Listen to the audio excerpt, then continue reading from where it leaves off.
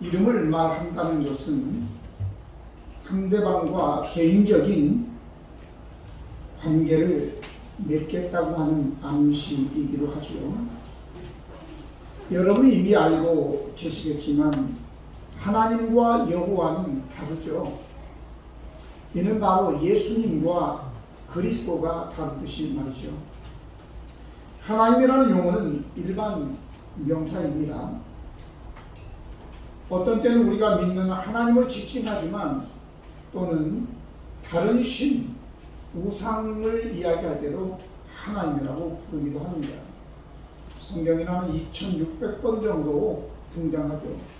하지만 여호와는 고유명사입니다. 절대적인 통치자, 주, 그리고 통치자라는 의미이고, 여호와는 스스로 계신 온 우주 만물을 홀로 창조하신 분이십니다. 우리가 믿는 하나님의 이름이 바로 여호와인 것입니다. 여호와께서 모세에게 말씀하시기를 내가 아브라함과 이삭과 야곱에게는 하나님의 이름으로 나타났지만 너에게는 내가 여호와로 내 이름을 가르쳐 주신다고 이야기하셨습니다. 여호와 하나님께서 모세에게 말씀하시기를 내가 아브라함과 이삭과 야곱에게는 하나님 곧 강한 자로만 나타났지만 내 이름까지는 가르쳐 주지 않았다. 하지만 이제 내가 너에게는 내 이름을 알려준다. 이것은 바로 이 모세와 아브라함과 이삭과 야곱과 함께하지 않았던 특별한 관계를 가지겠다라고 하는 의미가 있는 것입니다. 바울은 에베소 교회를 향하여 에베소 1장 17절에 우리 주 예수 그리스도의 하나님 영광의 아버지께서 지혜와 계시의 영을 너에게 주사 하나님을 알게 하시고 라고 얘기하고 있습니다. 오늘 우리는 다 여호와 하나님을 알고 있지요. 첫 번째는 우리가 이름을 알려주는 것은 관계를 맺습니다 라고 얘기했습니다. 2절 3절 보면 하나님이 모세에게 말씀하여 이르시되 나는 여호와이니라 내가 아브라함과 이삭과 야곱에게 전능의 하나님으로 나타났으나 나의 이름을 여호와로는 그들에게 알리지 아니하였다 이렇게 말씀했습니다. 여호와 하나님께서 모세에게 자신의 이름을 계시하신 것은 모세 너와는 내가 특별한 관계를 맺겠다라는 의미인 것입니다. 하나님의 이름이 여호와라는 것을 안다는 것이 얼마나 영광스러운 것인지를 우리가 알아야 될 것입니다. 사도행전 17장 28절 보면 우리가 그를 힘입어 살며 기도하며 존재하느니라. 너희 신중 어떤 사람들의 말과 같이 우리가 그의 소생이라 하니 이렇게 말씀이 있는데 여호와를 아는 것은 바로 여러분과 저가 나의 뿌리를 아는 것, 내 근본, 내 근원이 무엇인지를 아는 것입니다. 여러분과 제가 내 근본 뿌리를 알지 못하고 목적 있는 바른 삶을 살아갈 수 없습니다. 제가 이 말씀을 준비하면서 그러면 우리의 근본 뿌리를 모르면 제대로 못 살까? 네, 그렇습니다. 그런데 짐승들 중에서 소나 어떤 개들은 주인을 위해서 태어나면서부터 죽을 때까지 충성을 하다가 죽는 소도 있고 개도 있습니다. 근데 우리는 소도 아니고 개도 아니고 인간이 있죠. 그런데 인간은 개, 소만도 어찌 보면 모르는 안 되는 거예요. 왜? 우리는 근본을 모르면 제대로 살 수 없기 때문에. 성경은 이렇게 얘기하죠. 창세기 6장 5절 6절 보면 여호와께서 사람의 죄악이 세상에 가득함과 그의 마음으로 생각하는 모든 계획이 항상 악할 뿐임을 보시고 땅 위에 사람을 지으셨음을 한탄하사 마음에 근심하시고 그랬습니다. 인간은 태어나면서부터 죽을 때까지 항상 생각하는 것이 악한 생각만 한다는 거예요. 하나님은 자기 자신의 이름만 우리에게 알려주시는 것이 아니라 또 우리의 이름도 아십니다. 출애굽기 33장 17절에 보니까 여호와께서 모세에게 이르시되 내가 말하는 이 일로 내게 말하는 이 일도 내게 하리니 너는 내 목전에 큰 은총을 입었고 내가 이름으로도 너를 알미니라. 심지어는 우리의 이름을 하나님의 손바닥에 새기셨다고 이사야 49장 15절 16절에 말씀하셨습니다. 여인이 어찌 그 젖 먹는 자식을 잊겠으며 자기 태에서 난 아들을 긍휼히 여기지 않겠느냐. 그들은 혹시 잊을지라도 나는 너를 잊지 아니할 것이라. 내가 너를 내 손바닥에 새겼고 너희의 성벽이 항상 내 앞에 있나니. 이렇게 말씀하셨습니다. 그래서 우리는 그 여호와의 이름을 알 뿐만 아니라 우리의 이름을 아시는 여호와를 힘써서 알아야 될 줄로 믿습니다. 호세아서 2절 3절 보면 여호와께서 이틀 후에 우리를 살리시며 셋째 날에 우리를 일으키시리니 우리가 그의 앞에 살리라. 그러므로 우리가 여호와를 알자, 힘써 여호와를 알자, 이렇게 말씀하셨습니다. 두 번째는 이 여호와는 자신을 우리의 이름을 가르쳐 주실 뿐만 아니라 그렇게 해서 우리와 관계 맺을 뿐만 아니라 이 여호와는 언약의 하나님이십니다. 4절 5절 보면 가나안 땅 곧 그들이 거류하는 땅을 그들에게 주기로 그들과 언약하였더니 이제 애국 사람이 종으로 삼은 이스라엘 자손의 신음소리를 듣고 내가 듣고 나의 언약을 기억하노라. 이렇게 얘기했습니다. 언약이라고 하는 것은 바로 히브리어로는 베리트라고 하는 자르다, 그런 뜻이에요. 짐승을 두 개로 나누어서 그리고 언약 당사자 둘이 그 가운데로 지나가면서 이 언약을 파괴한 자는 이 짐승이 둘로 쪼개진 것처럼 죽임을 당할 것이다 라는 의미인 것입니다. 그런데 하나님이 우리와 언약하셨어요. 근데 언약의 당사자들은 서로가 믿을 수 있어야 되고 그리고 또 분명히 동등한 입장에 해야지만이 언약이 성립이 되지요. 근데 저와 하나님과 우리와 하나님과의 관계가 어떤 관계인데 대등한 관계가 아니잖아요. 성경은 이렇게 얘기합니다. 다윗도 시편 22편 6절에 나는 벌레요 사람이 아니라 사람의 활방거리요 백성의 조롱거리다라고 하면서 다윗 왕도 자기 자신에 있어 나는 벌레고 사람 아니다 이렇게 얘기해요. 뿐만 아니라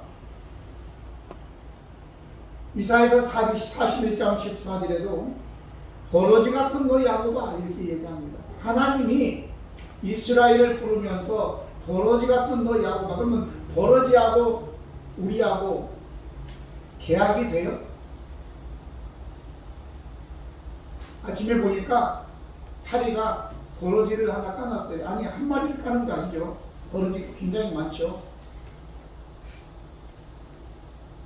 쓰레기통을 열어보니까 그 속에 먹다 마른 과일이 있어가지고 거기서 그냥 버러지들이 많이 있는데 그 버러지들한테 얘들아 오늘 내가 외출 다녀와서 너희들을 잘 좋은 곳의 환경에 너희를 구해줄게 알았지? 그리고 우리가 그렇게 할 사람 있어요 여기?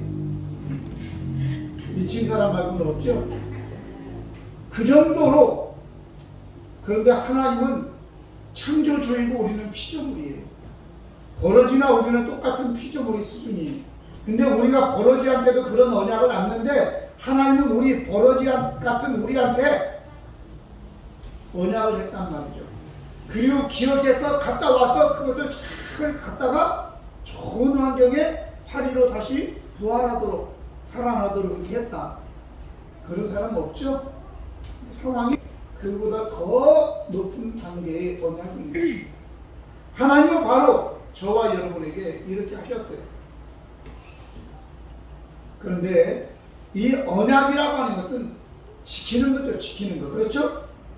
언약을 했는데 지키지 않으면 그게 언약이 아니죠. 하나님이 벌레 같은 우리와 언약을 했고 그 언약을 하나님은 기억하셨고 언약을 지키신단 말이죠. 세 번째는 우리 하나님은 여호와는 신음소리를 들으시는 분이시다. 5절로 7절 보면 이제 애국 사람이 종으로 삼은 이스라엘 자손의 신음소리를 내가 듣고 나의 언약을 기억하노라. 그러므로 이스라엘 자손에게 말하기를 나는 여호와라 내가 애굽 사람의 무거운 짐 밑에서 너희를 빼내며 그들의 노역에서 너희를 건지며 편팔과 여러 큰 심판들로서 너희를 속량하여 너희를 내 백성으로 삼고 나는 너희의 하나님이 되리니 나는 애굽 사람의 무거운 짐 밑에서 너희를 빼낸 너희의 하나님 여호와인 줄 너희가 알지니라 라고 얘기하고 있습니다. 하나님은 우리와 언약하실 뿐만 아니라 우리의 신음소리도 들으시는 인격적인 하나님 여호와인 것을 여러분들이 기억해야 돼요. 다른 신들은 우상들은 도둑질하고 죽이고 멸망시키는 데만 관심이 있어요. 잠언 29장 7절에 보니까 의인은 가난한 자의 사정을 알아주나 악인은 알아줄 지식이 없다 이렇게 얘기했습니다. 때로 악인들은 남의 고통을 기쁨으로 생각하는 거예요. 혹시 여기에 그런 사람이 있을지 모르겠네요.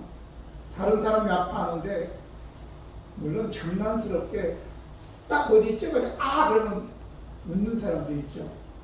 여러분들 그런 경험 있어요 없어요? 특히 남편이 그랬을 때 우리 아내도 그렇거든요. 우리 아내만 그런 게 아니라 우리 아내가 그래도 나도 그래요. 물론 이것은 우리가 장난으로 하는 거지만 실제적으로 나하고 감정이 안 좋은 사람이 나쁜 일을 당하면 고소하고 내가 그럴 줄 알았어 라고 하면서 깨소금이다 이런 소리 하는 거 그거 하나님 자녀로서 마땅치 않으니까 앞으로는 주의하시기 바랍니다. 아셨죠? 우리 하나님은 우리의 신음소리를 들으신단 말이죠. 왜? 인격적인 분이시기 때문에 그래요. 우리 부모님들이 우리 자녀들이 아팠을 때 뭔가 느낌이 있잖아요. 감이.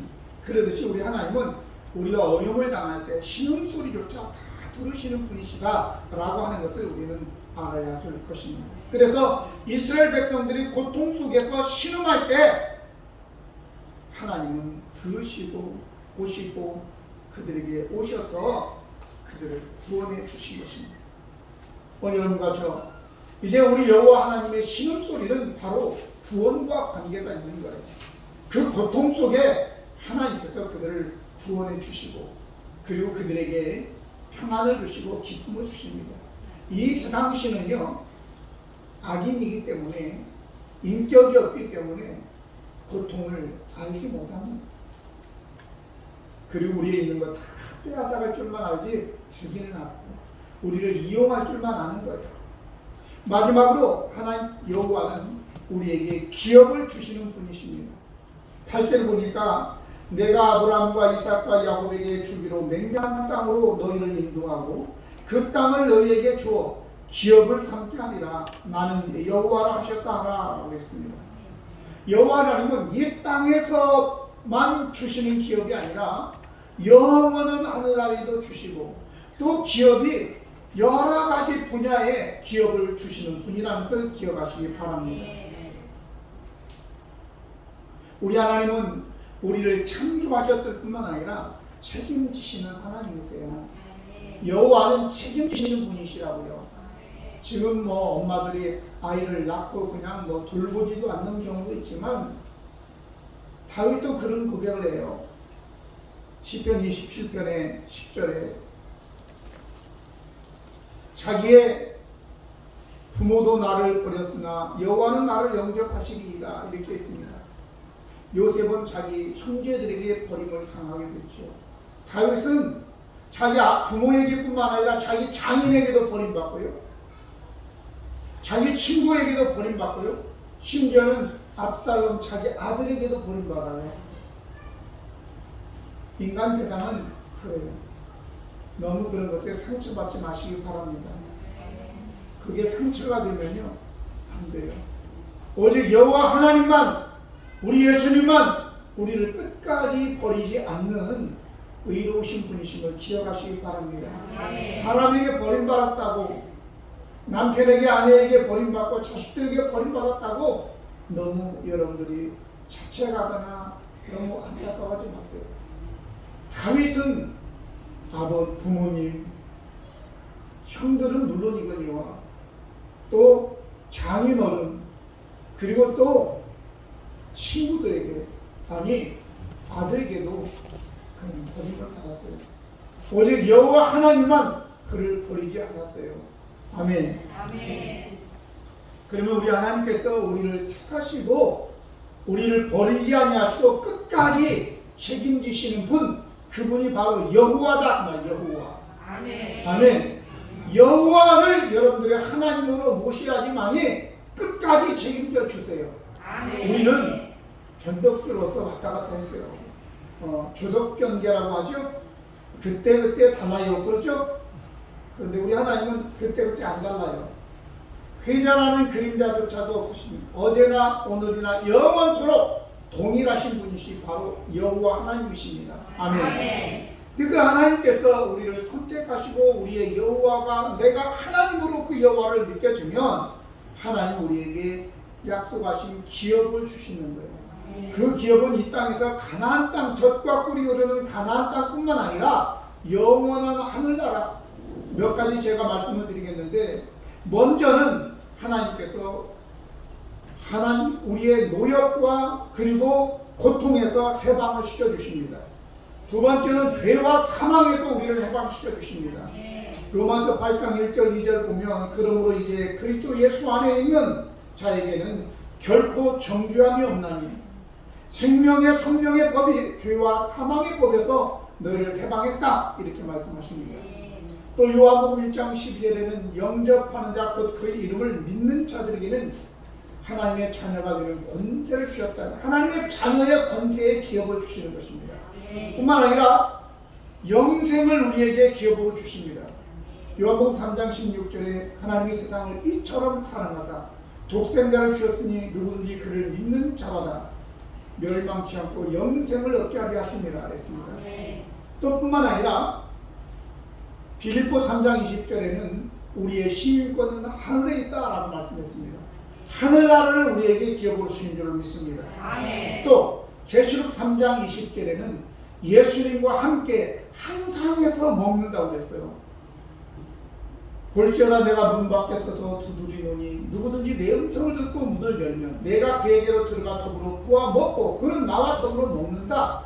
한 상에서, 여러분 한 상에서 아무나 먹는 게 아니잖아요. 그렇죠? 여러분과 우리 예수님께서 이러한 기업을 어디에 허락하실 줄로 믿습니다. 마지막으로는 왕권을 주신다고. 왕권. 오늘 여기에 보면 바로 왕이라고 합니다. 바로 왕. 바로 왕은 바로 하나님 여호와의 왕과 바로 왕이 서로 대결 구도로 들어갔는데, 이 왕은 멜렉, 아비멜렉 이렇게 나오죠. 멜렉, 이것이 바로 왕인데, 하나님께서 전국적으로 우리가 하나님의 자녀이니까 저와 여러분을 하나님처럼 왕이 되게 해주실 줄로 믿습니다. 창세기 1장 26절과 28절 보면 우리가 우리의 형상을 따라 우리의 모양대로 사람을 만들 때 이 사람으로 하여금 모든 공중에 있는 새나 저 바다의 물속에 있는 고기나 땅에 기는 모든 것을 다스리게 하시고, 이렇게 하시고 28절에 그들에게 복을 주어 다스리게 했다, 이렇게 나오는 거예요. 멜레크라고 하는 것이 바로 다스린다라는 뜻이에요. 저와 여러분은 기본적으로 다스리는 왕권이 있는데 그것이 죄로 인하여 소멸되었다가 예수님을 믿음으로 다시 회복된 줄로 믿습니다. 로마서 5장 17절에 한 사람의 범죄로 말미암아 사망이 그 한 사람을 통하여 왕노릇하였은즉 더욱 은혜와 의의 선물을 넘치게 받은 자들은 한 분 예수 그리스도를 통하여 생명 안에서 왕노릇하리로다, 이렇게 말씀하셨습니다. 계시록 5장 10절에는 그들로 우리 하나님 앞에서 나라와 제사장들을 삼으셨으니 그들이 땅에서 왕노릇하리로다 했습니다. 22장 5절에도 다시 밤이 없겠고 등불과 햇볕이 쓸데가 없으니 이는 주 하나님이 그들에게 빛이시니라 그들이 세세토록 왕노릇하리로다 했습니다. 마지막으로 베드로전서 2장 9절을 보니까 오직 너희는 택하신 족속이요 왕 같은 제사장들이다. 왕 같은 제사장이라는 것은 왕적인 제사장이다 그 말이죠. 여러분과 저는 왕입니다. 아멘. 또 영원한 하늘나라에서도 이제 다스리는 예수님과 함께 보좌에 앉혀서 함께 다스리는 왕이 된 것입니다. 근데 한번 우리 자신을 살펴보시죠. 왕 같은 구석이 있나요? 왜 그렇게 그냥 작은 일에 목숨을 걸고 쪼잔하게 하십니까? 왕이라면 좀 대범해야죠. 안 그래요? 따라합시다. 나는 왕이다. 그런데 이렇게 내가 쪼잔하게 살았을까? 앞으로는 대범하게 살아야죠. 그렇습니까? 실제로 그렇게 하시겠어요? 네. 왕이에요. 그걸 자꾸 인식시켜야 돼요. 그래서 왕으로서 좀 대범하게 여러분들이 큰 일을 도모하며 살아가는 저와 여러분 되기를 예수님의 이름으로 축복합니다. 기도하시겠습니다. 그를 같이 은혜로우신 하나님 우리 아버지, 저희들 부족하고 연약합니다.